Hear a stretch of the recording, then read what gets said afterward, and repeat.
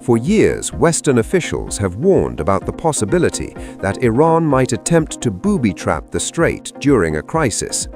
Such a move could threaten not only regional security, but the stability of the global economy itself. Iran has also signaled that it may attempt to block oil exports from the region. Officials from the Islamic Republic have vowed they would not allow what they described as even a single liter of oil to be shipped to their enemies. If that threat were carried out, the consequences for global energy markets could be enormous. And markets are already reacting to the uncertainty. Oil prices have been swinging wildly as traders attempt to interpret conflicting signals about the situation in the strait. On Tuesday, Brent crude, the international benchmark, plunged dramatically. Prices dropped by 17%, briefly falling below $80 per barrel. But the fall was short-lived.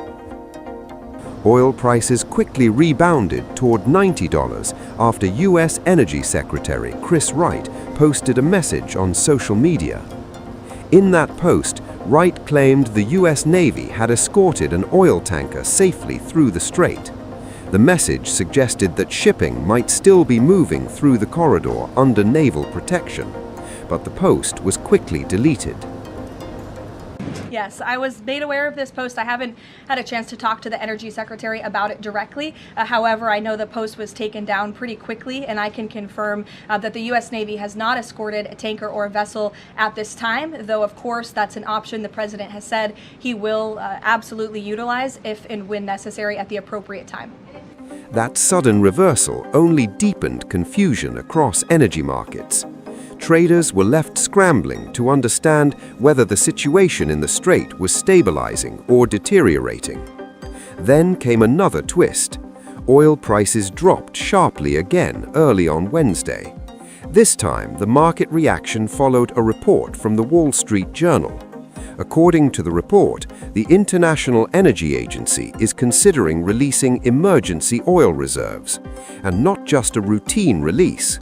The agency is reportedly weighing the largest release of strategic oil reserves in its history. The aim would be to stabilize global supply if shipping through the strait becomes severely disrupted. Our colleagues at the UN Trade and Development, UNCTAD, released today a very interesting report, which is their economic analysis on the potential impact of a closure of the Strait of Hormuz, highlighting significant risks to global trade and development. The report underscores that the Strait of Hormuz is a critical maritime checkpoint, carrying about a quarter of the global seaborne oil and roughly 1/3 of the global fertilizer trade. I have quite a bit of stuff for you today, hopefully some of it. UNCTAD warns that higher energy, fertilizer, and transport costs could drive up food prices and intensify cost of living pressures, particularly for the most vulnerable people around the world. UNCTAD stresses that the ultimate scale of the economic impact will depend on the duration and intensity of disruption, and emphasizes the need for continued monitoring and efforts to safeguard maritime trade corridors in line with international law. I think